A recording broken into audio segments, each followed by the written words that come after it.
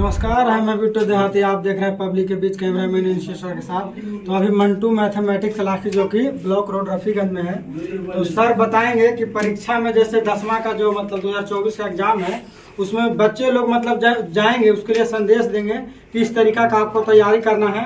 तो सर से पूछेंगे। सर थोड़ा सा बता दीजिए बच्चों को। देखिए, बच्चों लोग तो तैयारी करा दिए हैं, तैयारी के बाद ही बता दिए हैं कि आप लोग का जिस दिन जो सब्जेक्ट परीक्षा होगा उसके एक दिन पहले आप लोग अच्छा से क्वेश्चन देख लीजिए, पढ़ लीजिए, याद कर लीजिए, ताकि उस समय परीक्षा देते समय कुछ क्वेश्चन जो अगर आ जाता मिल जाता तो याद आ सके। सभी को बता दिए हैं, फिर बता दिए हैं। अब हम बताने वाले हैं कि सेंटर पर जाना है तो किस प्रकार से जाएंगे, तो किस प्रकार के सवाल पढ़ेंगे, किस प्रकार से एग्जाम देंगे, इसके बारे में हम आज बताएंगे। तो सबसे पहले बच्चे लोग को यही कहना चाहते हैं कि सबसे पहले आप एंट्री करते हैं तो सबसे पहला बात आपको सतर्क रहना है, शांति से रहना है, ताकि मन शांत रहे। तो शांत रहे ताकि बैठना आराम से, लड़ाई झगड़ा नहीं करना है। अगर सवाल मिलता है तो सबसे पहले सवाल को पूरा पढ़ लेना चाहिए।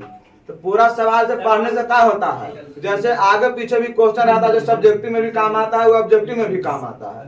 तो पूरा क्वेश्चन को पढ़ लेंगे, ना कि क्वेश्चन पढ़ेंगे तुरंत इसको लिखना शुरू कर देंगे, जल्दी से भी लिखा जाएगा तो दिक्कत हो जाएगा। तो बात आ गया आप ऑब्जेक्टिव का। तो ऑब्जेक्टिव आपको साइंस और सोशल साइंस में ऑब्जेक्टिव आपको 80 मार्क से पूछेगा।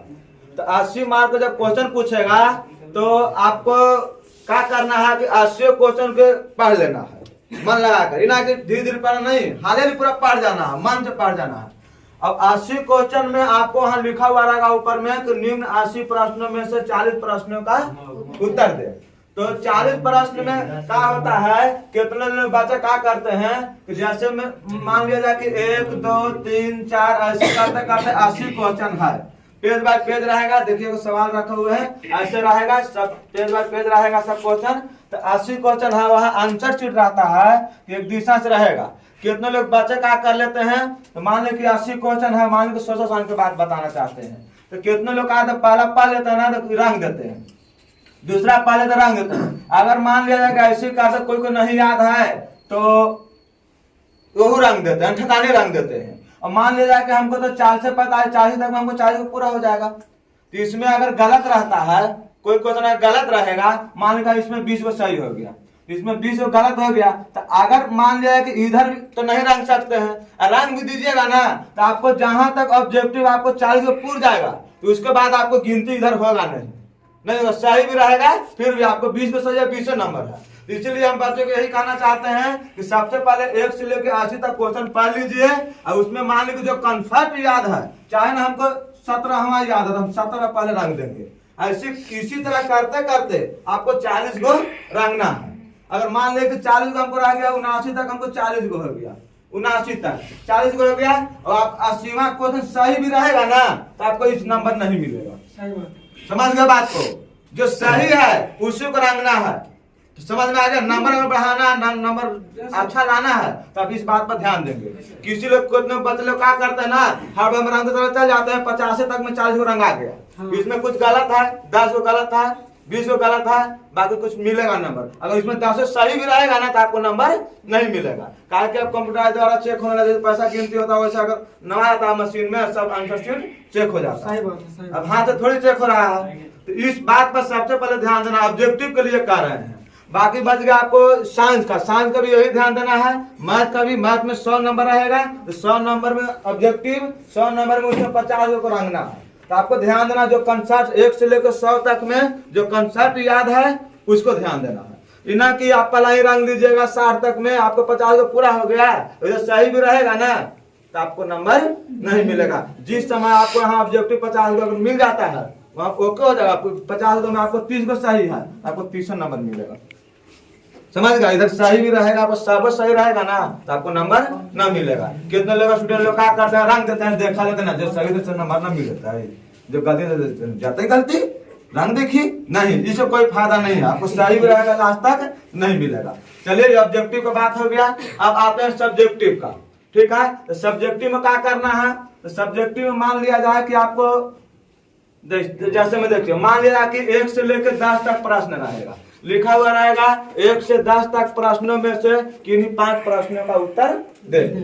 ठीक है, रहेगा। अब ऐसा रहता भी है, समझ में, डबल क्वेश्चन रहेगा, आपको हाफ पे देना है। इना कि पूरा क्वेश्चन यहाँ से लेके कोई 5 नंबर है इसमें भी रहेगा तो इसमें मिला देना, नहीं, आपको इसमें लिखा हुआ रहेगा कि 1 से लेकर 10 तक में किन्हीं 5 प्रश्नों का उत्तर दें। तो 5 प्रश्न में मान लिया जाए कि 1 2 3 4 ऐसे करते करते 10 तक क्वेश्चन है।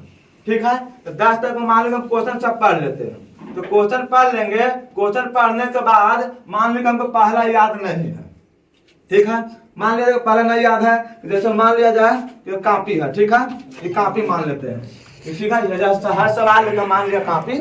ठीक है, तो क्या करना है, कितने लोग बच्चे लोग जानते हैं क्या करते हैं, मान लो पहला हमको याद नहीं है, पहले जवाब 10 5 को जवाब नहीं देना है, इसमें 10 को जवाब थोड़ी देना, हमको 5 को जवाब देना है। ठीक है, तो 5 को जवाब देना है, तो कितने लोग क्या करेंगे, पहला अगर याद नहीं रहता है तो हम पहला का जवाब नहीं देंगे। जो हमको कंसेप्ट याद है, कारण हमको लगता है 5 याद है, तो 5 को जवाब देंगे।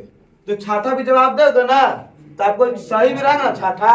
अगर हम एगो गलती रहता है तो आपको यहीं तक में आपको क्लियर। सही बात है, ये सब ध्यान देना इंपॉर्टेंट चीज है। समझ गए बात को, इस सबसे पर ध्यान देना है। अगर अच्छा से नंबर मार्क लाना भी है, समझ गए बात। तो चलिए, तो पहला अगर कितने लोग बातें काम करते हैं, पहला याद न रहता है तो पहला के आपको जगह छोड़ देते हैं, दूसरा के आंसर देते हैं, ये गलत बात है। तो यहाँ आपको दूसरा क्वेश्चन आया तो यहीं पे स्टार्टिंग जैसे करेंगे वैसे यहाँ पे स्टार्टिंग में दूसरा क्वेश्चन नंबर देकर यहाँ डायरेक्ट आंसर लिख देंगे। मान लें कि दूसरा नहीं याद है, तीसरा नहीं याद है, चौथा हमें एक बार 9वां याद है, तो जब यहाँ तक इसको आठ गया, यहाँ तक आठ गया तो तुरंत 9 में देंगे, यहाँ पे क्वेश्चन नंबर सही देना है, 9वां के आंसर देना। इसी तरह करते करते आपको कोई 5 क्वेश्चन का जवाब दे देना। ठीक है, फिर नीचे रहेगा, तो फिर रहेगा आपको 8 क्वेश्चन, 1 से लेकर 8 तक में किन्हीं 4 प्रश्नों का उत्तर दे। जो जो याद है, लगातार याद है, 2 3 याद है, 2 3 लगातार जवाब दे देंगे। समझ गए बात को, इस तरह का ध्यान देना है। ये आपको सवाल पर सबसे पहला मेन पॉइंट यही है कि आपको सभी को इस बात पर ध्यान देना है। दूसरी बात हम बता रहे हैं कि आपको परीक्षा में ध्यान देना है, रोल नंबर, रोल कोड, इस सब जो भी उसमें कॉलम रहेगा, ये बड़ा बता देते हैं, थोड़ा सा ध्यान दीजिए। जैसे क्या होता है, देखिए यहाँ ऐसे कॉलम रहेगा, ठीक है, ध्यान देना। तो यहाँ पे रहेगा आपको इस तरह के ऐसे कॉलम बना हुआ रहेगा, ऐसे यहाँ पे रहेगा। आपको मान लिया जाए, मान लेते हैं यहाँ पे कॉलम खाली रहेगा, तो यहाँ पे रहेगा आपको 0 0 0 ऐसे रहता है, ठीक है। तो इसमें मान लीजिए हमको 0 3 0 4 रोल कोड है, ठीक है। तो इसमें आपको ध्यान देना है, तो यहाँ से 0 रहेगा, आपको जिस तरह से आपको रंगना है, इसमें 0 रहेगा तो 0 रंगेंगे, तो इसमें 3 रहेगा तो 3 रंगेंगे, इसमें 0 रहेगा तो 0 रंगेंगे, इसमें 4 रहेगा तो 4 रंगेंगे। समझ गए बात को, इम्पोर्टेंट चीज हाँ बता रहे हैं, समझ गए बात को। ये सब अगर इधर उधर हो गया तो समझो कि आपको रिजल्ट गड़बड़ा जाएगा। कि कहेगा हमको इस सब्जेक्ट में नंबर नहीं आया है, इस सब्जेक्ट का आंसर नहीं आया है, कितना नंबर आया इहो ना आया है, सब दिक्कत हो जाता है। इस शब्द में एक क्वेश्चन कम बनाइए, लेकिन इस सही होना चाहिए, काहे कि अब ये जमाना हाथ से चेक करने वाला नहीं है, मशीन से चेक होता है। हाँ, सब आपको मशीन द्वारा हो गया। समझ गए बात को। रोल नंबर, रोल कोड सबसे पहले इसको ध्यान देना है, मतलब 4 इसमें रहेगा तो 4 रंगना, 5 रहेगा तो 5 रंगना है। समझ गए बात को, ये ध्यान देना। रोल नंबर, रोल कोड इसी तरह ध्यान देना है सभी को। और जैसे परीक्षा के एग्जाम देने का जो तरीका बताए हैं, इस पर ध्यान देना, ऑब्जेक्टिव और सब्जेक्टिव, बस यही हमको जरूरत था इसको बताने के लिए। देखिए सर बताए हैं ना, तो समझिए ना कि गुरु के मतलब ऐसा मतलब होता है दिमाग, जो समझिए कि एक शुरू बार मिलता है, एक लास्ट बार मिलता है। और इसी में जैसे जो कि बीच में जो आप लोग पढ़े हुए हैं, दिमाग में थोड़ा सा डाल लीजिएगा, क्योंकि देखिए कहावत है एक, मतलब देहात में कि ठंडा चाहे आवित मारा है और चाहे देहात में कहावत है। लेकिन ज्ञान भी एक ऐसा चीज है जो अभी बता रहे हैं ना, समझ गए ना। तो जो आपका रिजल्ट पेंडिंग में जाता है और जिसका दिखावे नहीं करता है, इसका सामना आपका नहीं करना पड़ेगा। अगर ये दिमाग जो सर बताए हैं, इसका नियम अगर आप फॉलो करते हैं तो जिंदगी में आप कभी हार नहीं मानिएगा।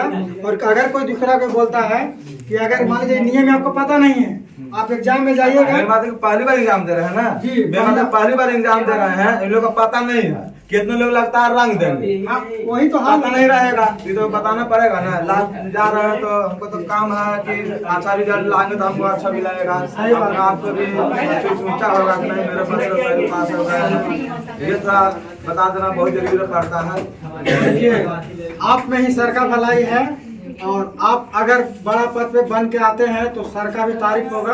और आप लोगों का जो मेहनत किए हैं, इन पे आप पे भरोसा है, सर का भरोसा आप हैं। जैसे बाप माँ का आप एक तारा हैं, उसी तरह सर भी आप लोगों का एक तारा ही समझते हैं। तो आप मान लीजिए कि आप अपने कीमती समय सर के जितना बताए हैं वो अगर आप लगा दीजिएगा परीक्षा में, तो समझिएगा कि सर का आपका नाम होगा, उससे सर का भी फक्र होगा कि ना हमारा भी स्टूडेंट एक ऐसा था जो कुछ कर दिखाया। तो सर ने कुछ कर दिखाया है ऐसा कि दुनिया करने लगेगा सर को। जैसे सर आज पढ़ा रहे हैं ना, उस तरह आप भी पढ़ा सकते हैं। जैसे सर 1 का 100 का भविष्य बताकर आगे ले जा रहे हैं, तो आप भी 100 का लाखों का भविष्य हैं। तो आप थोड़ा का हल्के में न लें, क्योंकि एग्जाम है 10th का, अगर ये पास करिएगा तो आगे का दर्जा मिलेगा, और नहीं तो फिर यहीं पे आपको बैठना पड़ेगा। तो इसका समय दोबारा आपको नहीं मिलेगा। तो सर चलते हैं। जय हिंद, जय भारत।